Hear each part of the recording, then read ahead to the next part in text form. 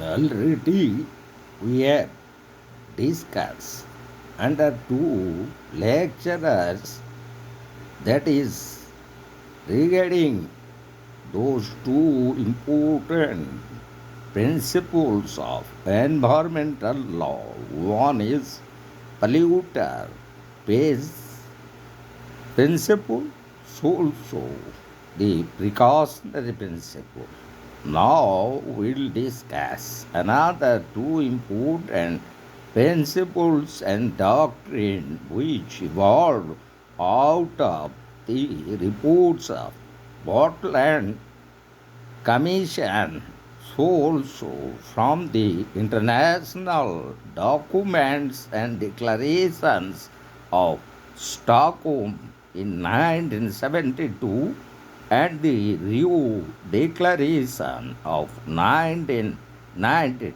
So the principle 1 and 2 of Stockholm Declaration 1972 and the principle 11 of Rio Declaration of 1992 specifically made reference to the principle of intergenerational equity. So, the Stockholm Declaration of 1972 made reference to the principle of intergenerational equity under the principles 1 and 2 of the conference. So also the principle 11 of the Rio Declaration of 1992 spelled this principle. Intergenerational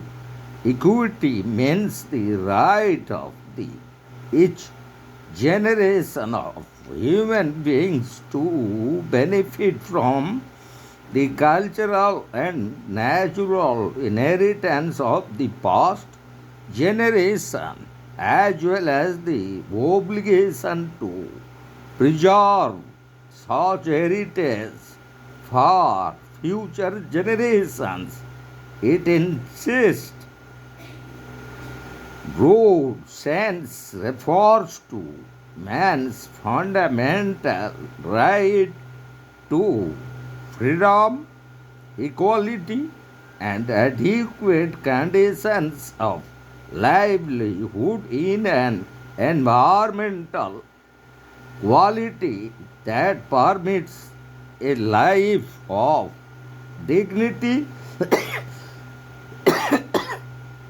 and well-being, and it bears a solemn responsibility to protect and improve the environment for the present and future generations. So, the natural resources like air, water, land, flora, etc., must be safeguarded for the benefit of the present and future generations through careful planning and management.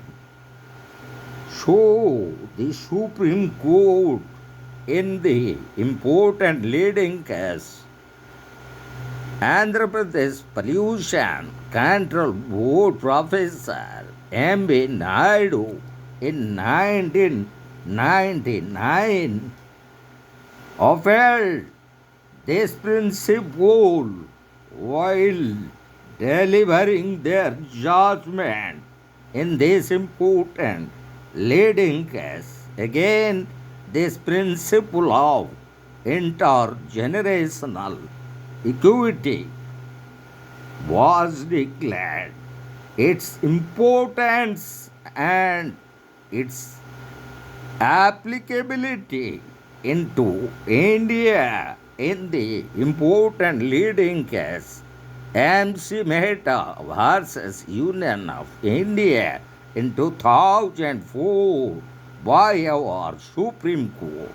So now we'll discuss another important doctrine associated with the Stockholm Declaration of 1972 and the Rio Declaration of 1992, from which it evolved and resulted. So, that is the doctrine of public trust. So, the very doctrine of public trust, it is a Roman origin, as in the form of the Roman maxim res nullius res communis. So, this is the very origin of this doctrine. So, this is a very Roman origin, which means that natural resources owned by no one but by everyone in common. Under English common law also, we found Crown owns all natural resources but could not grant these properties to private owners as to navigation and fishing, as these are held in trust for the benefit of the public. So, this notion means that the public has a right over lands with natural areas. Accordingly, the government, as a trustee to these natural resources, is under an obligation to see that there is no deviation from this, and such properties are not used for other purposes except for use by the general public. So, in that context, would like to discuss one important case of United States of America decided by the United States of America's Supreme Court, and that is Illinois Central Railroad Company versus the people of the state of Illinois. So, where the American Supreme Court held that the doctrine of public trust was in existence from Roman times. So, also in another important case of United States of America is the monoliths of California, where the Supreme Court clearly shows judicial concern in protecting all ecologically important lands. For example, fresh water, wetlands, forest is among the purposes of public trust. This principle was also applied by the Indian Supreme Court in the important leading case MC Mehta versus Kamalnath in 1997. On the very fact of the case, the Himachal Pradesh government granted lease of forest lands to span hotel or motel, which utilize it for commercial purposes by divesting natural flow of water of the river and some construction activities. The Supreme Court held that as it is ecologically important with scenic beauty, so private ownership and use for commercial purposes is violation of the doctrine of public trust. So, now we'll discuss The very socio and economic council of United Nations organization and its very role in regards to achieve sustainable development. So the social and economic Council of United Nations Organization in the year 1993 established the World Commission on Sustainable Development to review the progress made under Agenda 21. So, Agenda 21 was the principle that was adopted by a resolution and declaration in the Rio Earth Summit Environmental Conference in Rio de Janeiro in Brazil in 1992. So the very principle 3 and principle 5 of the Rio Declaration spelled out the very principle of sustainable development. So also the Rio Declaration made provisions regarding climate change convention for biological diversity regarding to achieve the very purpose that laid down in Agenda 21. So, the very Agenda 21 is regarding strengthening commitments to sustainable development, also integration of economic, social, and environmental dimensions of sustainable development in a balanced manner, and also strengthening the implementation of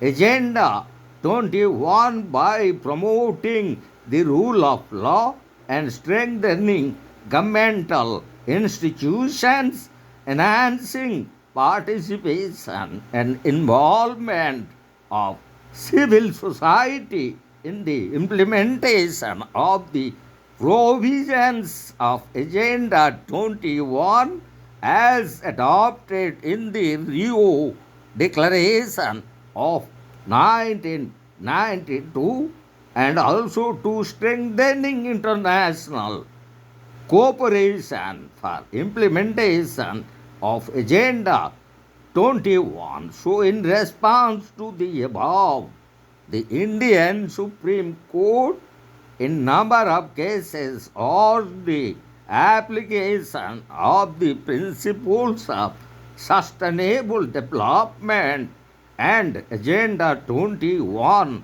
For instance, in the case of Andhra Pradesh, Indian Council for Environmental Action versus Union of India in 1996, also in Vellore Citizens Welfare Forum versus Union of India in 1996, the Supreme Court of India, without any hesitation, accepted the principles of sustainable development and also gave judicial recognition to the principles of intergenerational equity, the doctrine of public trust,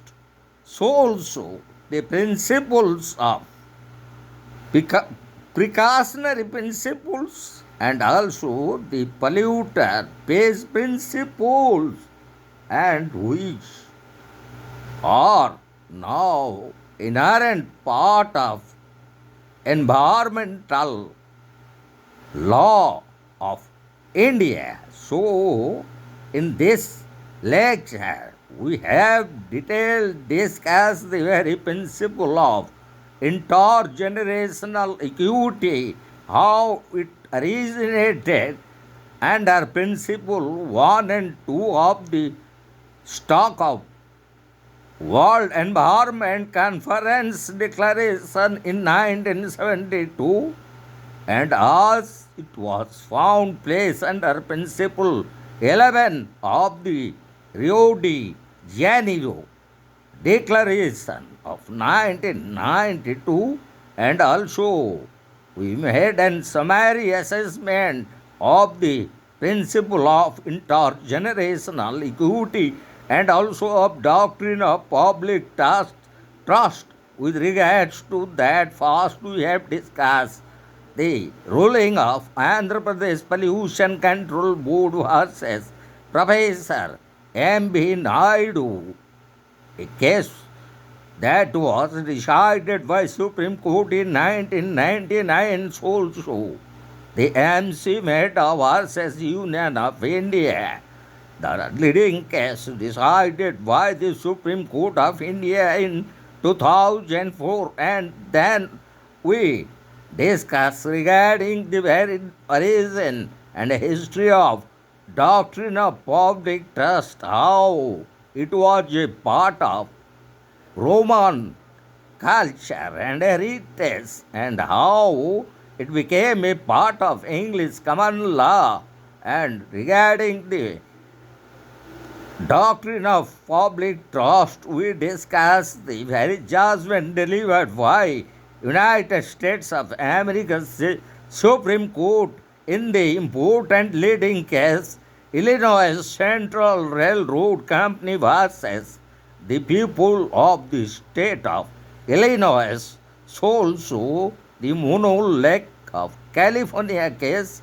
and in context to India, we have discussed the important case that is MC Mehta versus common law in 1997, in which certain forest land of Himachal Pradesh was given lease by the Himachal Pradesh government for commercial purpose by building an hotel and motel by the Span Motel, show how it affected the natural scenic areas of Himachal Pradesh, as it belongs to the entire nation and to the entire community, as it is a public property. So the public is considered as the trustee of all natural resources, including the forest land.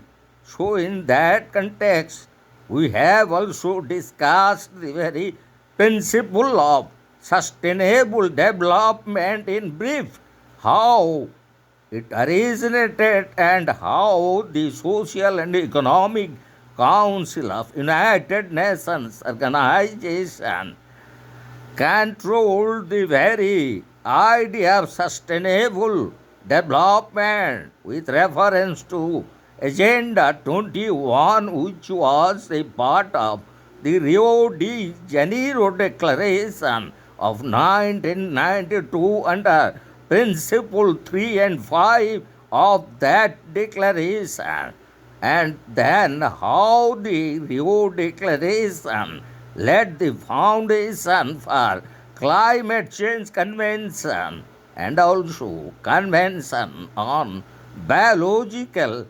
Diversity regarding sustainable development, and how Stockholm Conference of 1972 made reference to the first time in World Environmental Conference in Stockholm in Sweden on the concept and idea of sustainable development, and in that context how the Indian judiciary played an important role by applying the very idea and concept of sustainable development in the important leading case.